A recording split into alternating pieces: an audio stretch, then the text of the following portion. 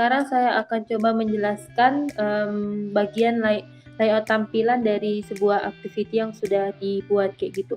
Nah, yang pertama itu kita itu pakai rootnya itu kita pakainya itu constraint layout kayak gitu kan. Nah, dalam constraint layoutnya sendiri ada toolsnya. Yang pertama itu untuk layout weight-nya itu match parent, dan untuk layout height-nya itu juga match parent, terus untuk konteksnya itu main activity. Nah, untuk di bagian bawahnya itu kita buat sebuah recycle view yang punya tools dimana dia itu pakai ID user, terus untuk layout width-nya itu match parent sama head-nya juga match parent. Nah, toolsnya itu ada layout item usernya kayak gitu. Nah, untuk item usernya sendiri kita buat itu yang namanya linear layout-nya.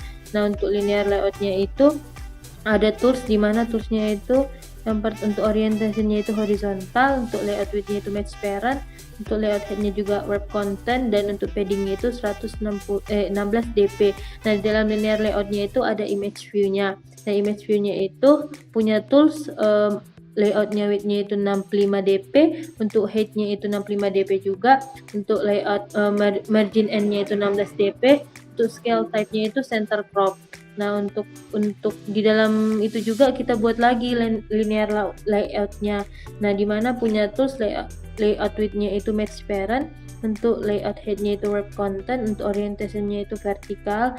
Nah, untuk layout gravity-nya itu center vertikal. Nah, di dalam linear layout yang kita buat ada juga text view. Nah, untuk tools dari text view-nya sendiri itu ada layout width-nya match parent, untuk layout head-nya wrap content, untuk text size-nya sendiri itu ada 18 sp, untuk text size-nya style-nya kita pakai bold kayak gitu. Terus ada layout margin bottom-nya 8 dp.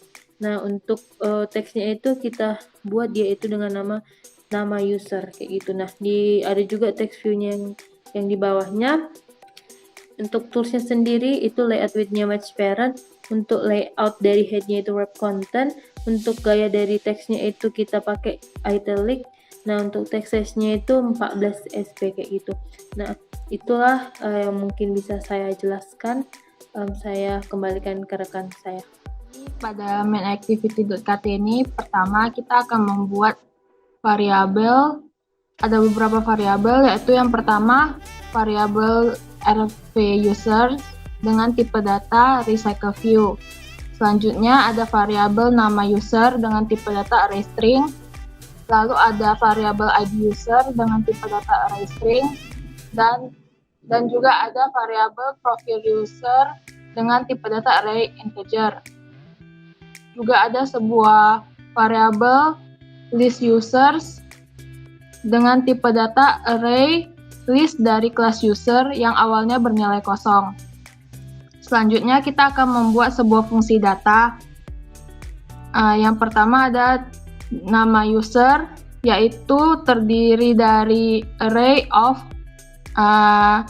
nama user, yaitu Nikita Yovani Napitupulu, Gabriela Rosari Zega, Stephen Lee, Safi V. Arya, dan Vincent Chandra Junior.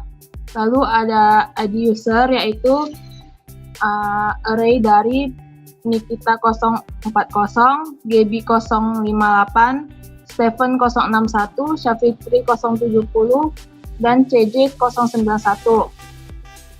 Juga ada profil user, yaitu sebuah array of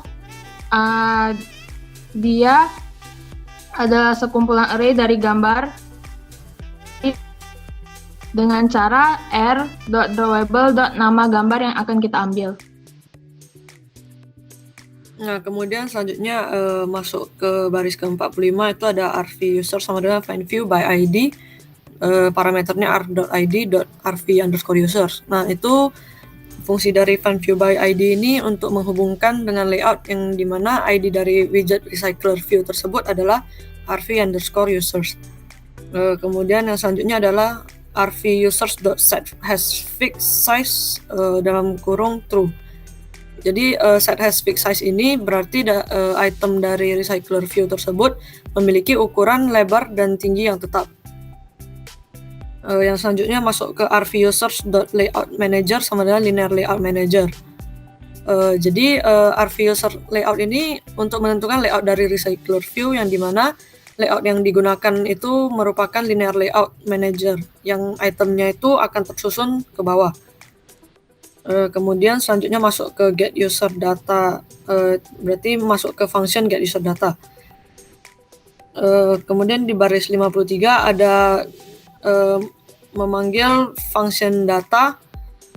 Kemudian di baris 54 itu terdapat for i in nama user dot indices. Nah, jadi akan dilakukan looping sebanyak dari i hingga indeks terakhir dari array nama user. Kemudian ada file user sama dengan user, parameternya profile user i, nama user i, id user i. Nah, di situ membuat objek dari data kelas user. Kemudian akan masuk ke list user.add yang di mana parameternya itu user. Jadi setiap objek yang kita buat akan dimasukkan ke dalam array list. Kemudian yang selanjutnya di baris 58 ada RV users.adapter sama dengan user list adapter yang parameternya list user. Jadi untuk menghubungkan ke dalam kelas user list adapter. Baik, selanjutnya ada ada kelas user list adapter. Jadi di sini kita membuat sebuah adapter untuk recycle view-nya. Jadi di user list adapter ini ada parameter yaitu berupa user parameter yang nama variabelnya itu kita beri nama user list dengan tipe data array list dari kelas user. Kemudian nilai kembaliannya itu berupa recycle view.adapter. Jadi kelas ini merupakan kelas dari recycle view.adapter.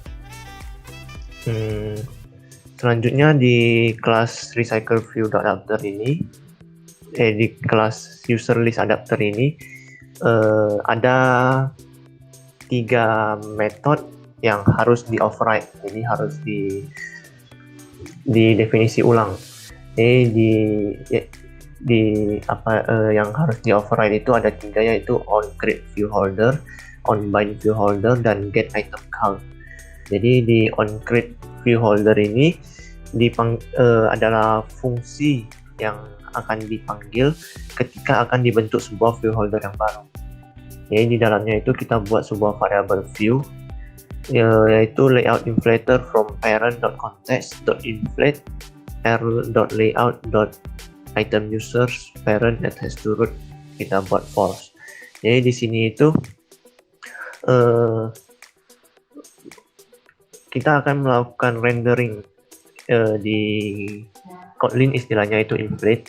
Jadi kita akan merender layout dari item users, dan attached to root ini kita set ke false, yang mana berarti bukan kita yang menentukan ataupun menambahkan shared view pada view holder tersebut, tapi itu akan dilakukan oleh recycle view-nya. Kemudian kita return view holder dari variabel view tersebut. Selanjutnya ada method onBind view holder. Di sini ada sebuah variabel user yang mana kita mengambil nilai dari user list dengan posisi dari posisinya. Jadi setiap data yang dikirimkan tersebut akan ditampung di sini. Kemudian holder.tv nama.text sama dengan user.nama. Jadi setiap view holder yang ditampilkan tersebut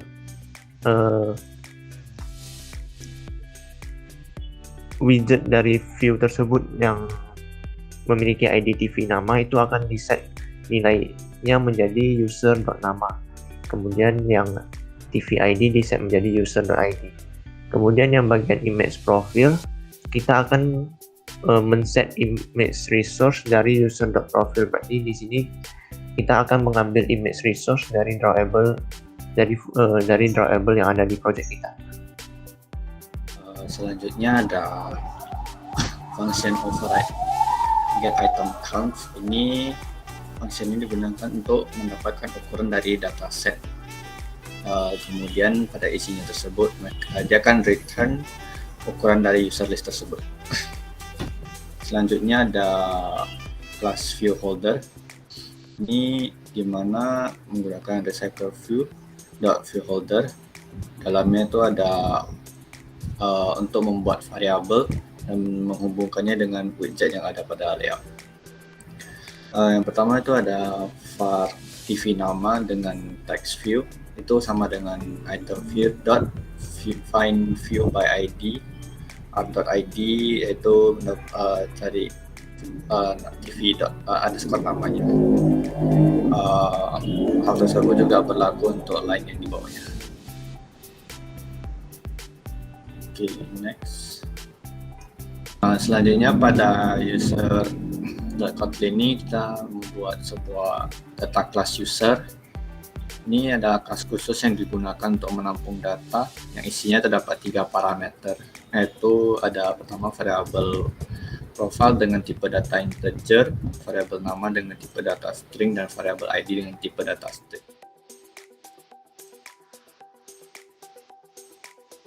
Di sini saya akan menunjukkan hasil dari aplikasi yang kita buat. Jadi di sini tampilannya seperti yang ada di layar.